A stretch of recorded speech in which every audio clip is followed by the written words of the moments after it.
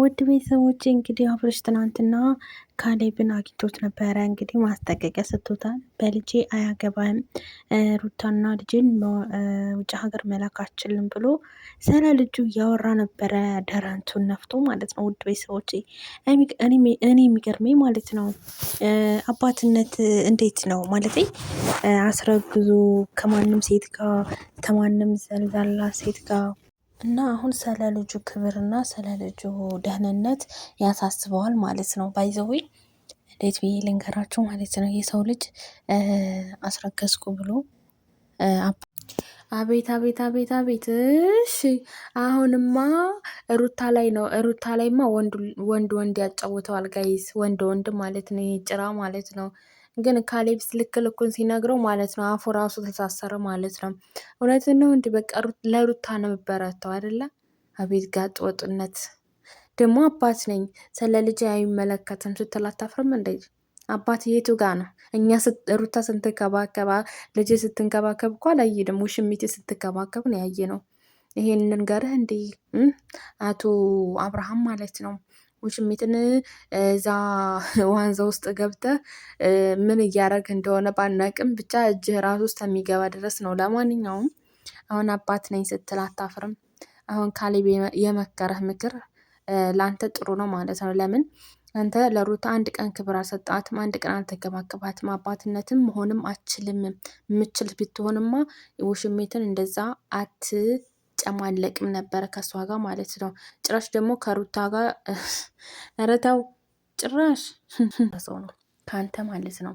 በቃ አንተ አባትነት አይገባህም። እውነት ለመናገር እውነት ተነጋገር ተተባለ ማለት ለምን ሩታዬ ብዙ ጊዜ ያስለቀስካት እንዲሁም ደግሞ አለስም ስም የሰጠሃት እነዛ ቡችላ ጓደኞችህ እየሰደቧት ዝም እያልክ ከረገዜ ጀምሮ እስከምወልድ ድረስ እስካሁን ድረስ አለ እየተሰደበች አሁን ድረስ ማለት ነው። አንድ ቀን ግን አስከብርሃት አታውቅም። አንድ ቀን ግን ልጄን ልንከባከብ ብለህ አታውቅም። ለልጅ ልትሆን ትችላለህ፣ ግን ለሚስትህ አልሆንህም። ለሚስትህ ክብር አልሰጥህም። ይሄ ተገቢ ነው? አሁን እንደው ልጅ ወልጅ ያለው እኔ ነኝ የወለድኩት ወይ ደግሞ የሆነ ብር ትንሽ ብር ሳታ አሁን ሩታዬን አሳድጊው ነው። በጣም ነው የምትገርመው። በጣም ማለት ነው። በጣም እውነት ካሌብ የተማረ ሰው ነው ማለት ነው። ምንም ቢሆን ያኔ ሩታን ሲጀመር ምን ቀን መክሯት ያውቃል? አንድ ቀን የተገናኙት እስከ ዛሬ ያለ እንዴ ወዶች፣ እውነት ለመናገር ማለት ነው ይሄ አብርሽ ተብዬው ማለት ነው በጣም በጣም በጣም በጣም በጣም ጠግቧል ማለት ነው። በጣም ነው የጠገበው ከምታስቡት በላይ ማለት ነው።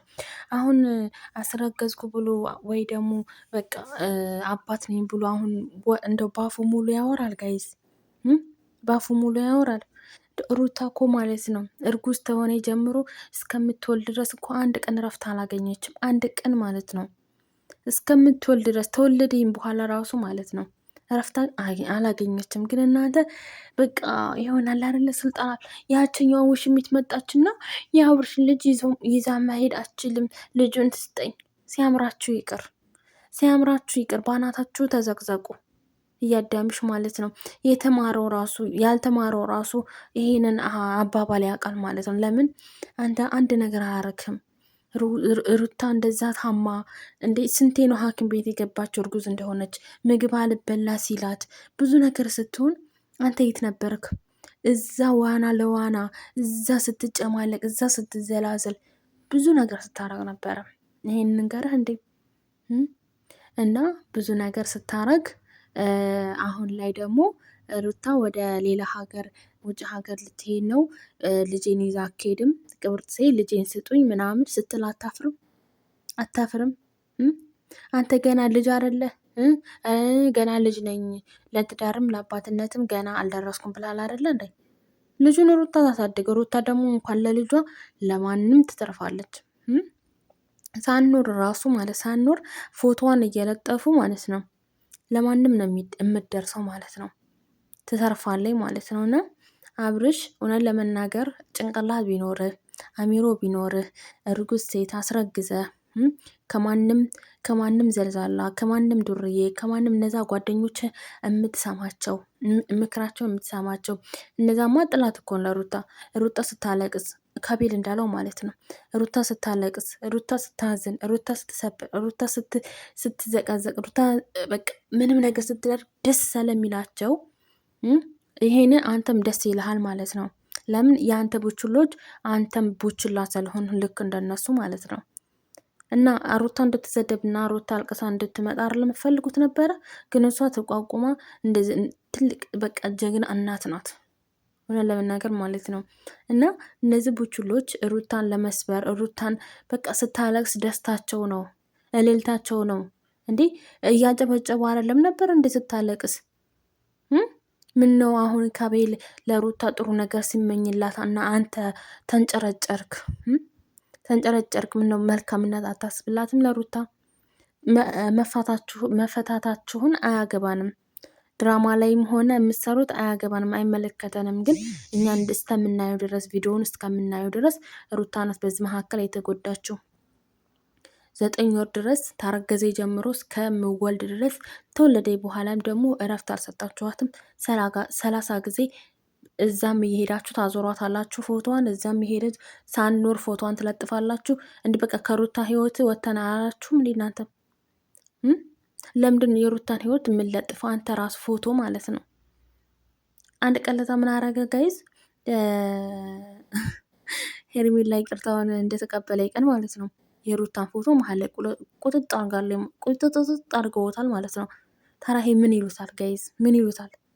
በራስ የማይተማመን ሰው በሩታ ይሰራል ይሸቅላል ማለት ነው።